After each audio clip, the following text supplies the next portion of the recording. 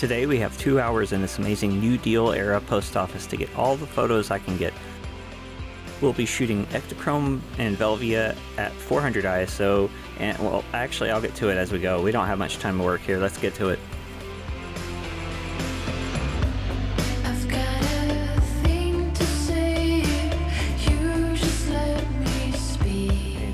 Holly and I have worked together several times, but haven't been able to shoot together in a while.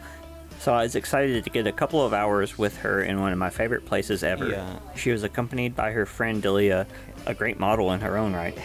The Kilgore Historic Post Office was still in use during my childhood and some of my teens, so I'm not kidding when I say this place was my first internet.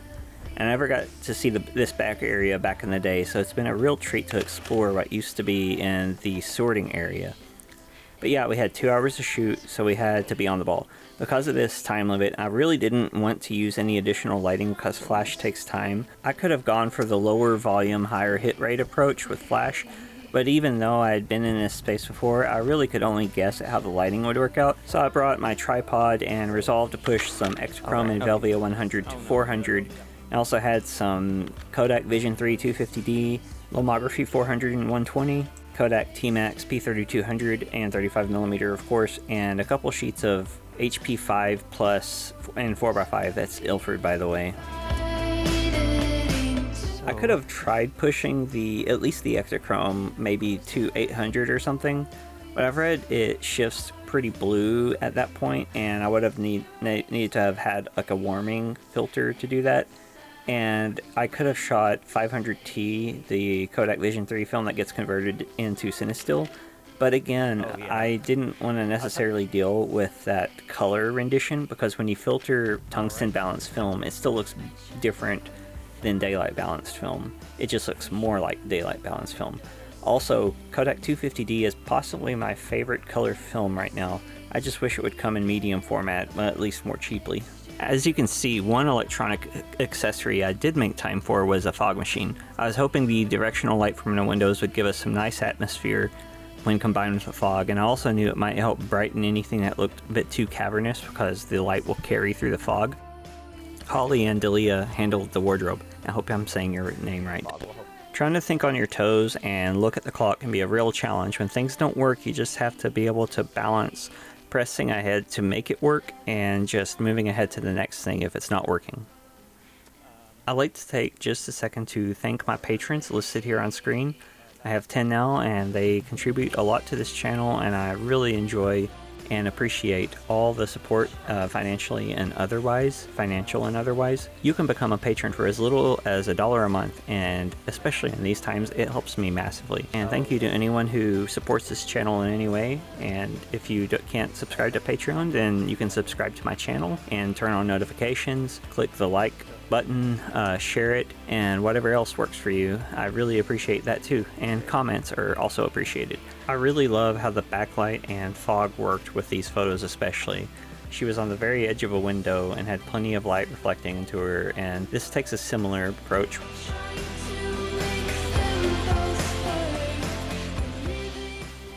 And question time. It's true. I don't know why, but bathrooms always seem to have such amazing light. Either that or they have no light whatsoever. But if they have light, it's always some frosted window or bright paint or something. There's something magical about way too many bathrooms that just make them completely beautiful. So as you can guess, this is the bathroom we're shooting in this kind of second location within a location. I decided to do some individuals, and also because it was a very tight space, what you don't see in this is that the bathroom sink is almost in the picture through the doorway, so we had very little space. You'll notice my usual soft focus at play in here, and I was using my Canon A2, not the A2E, with 135mm f2.8 soft focus lens that I got for a major steal, at least to me, from KEH, not sponsored. The light had finally moved to this part of the back area, which has been turned into this really nice lounge with a bunch of neat vintage furniture and paintings, which I was instructed not to photograph.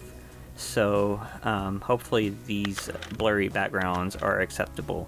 I can understand. You have to be mindful of reproducing certain art, because certain art wants to only be seen in person, and that's valid. So hopefully I did not cheat anyone. Anyway, the fog machine followed us over here, and we got some pictures of them having fun together. Their personalities really came out, and they really got along well, as you can see. And I think the chemistry transferred to the photographs very well. And I just kept trading out, and these were on 250D, and there were some strange light leaks in the second roll of 250D I shot, which normally I would be annoyed by, but I kind of don't mind. What I think it is that the felt in the 35mm canister that I rolled, I'm bulk rolling this by the way, but I think the felt had worn out on the particular canister, and light, just tiny bits of light were sneaking in and giving it the light leaks, which I won't use the canister again probably, but I think it worked out pretty well, and it worked well with the vintage feel and the soft focus and everything else going on in these photographs. Also, it was hard to get in many photos, but I was getting some really nice shafts of light, as you can see here on Holly. But yeah, I didn't want to concentrate too much on that because I had a really great environment, and you see a really good example of the light leak on that, on these photos especially.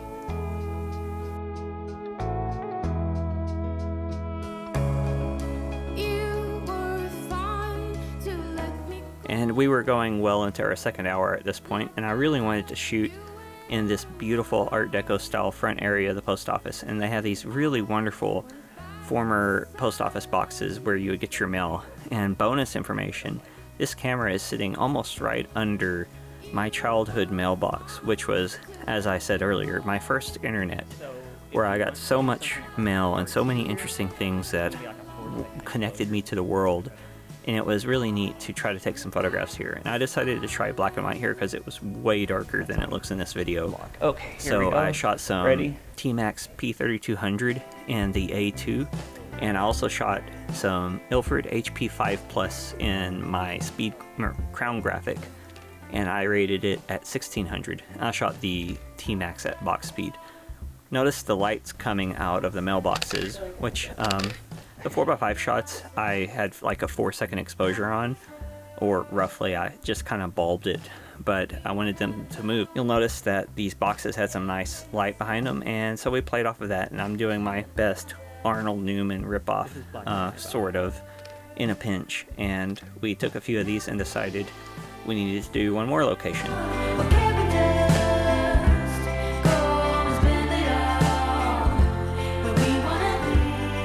So we found, I'm not quite sure what this room ever was, probably just more mail sorting because there were more backs of post office boxes on the right.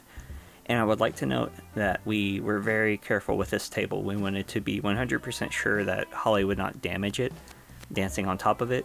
There were no creaks or any signs that it caused any kind of issue. And she was lit beautifully by these two large windows, and there was another one, but particularly these two large windows.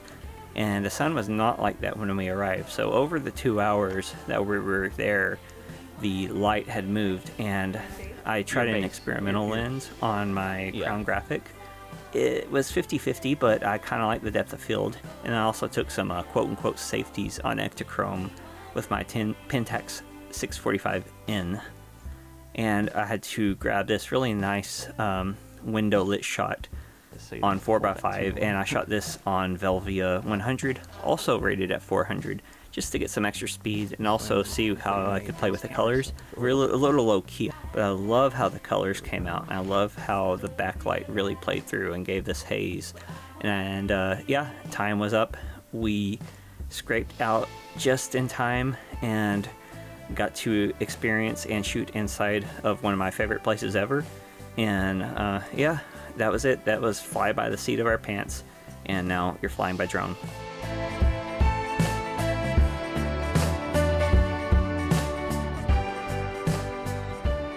Check out the video on the left for something YouTube thinks you should watch of mine, and check out the video on the right to see a playlist of my film reviews. Thanks, and I'll see you again next week.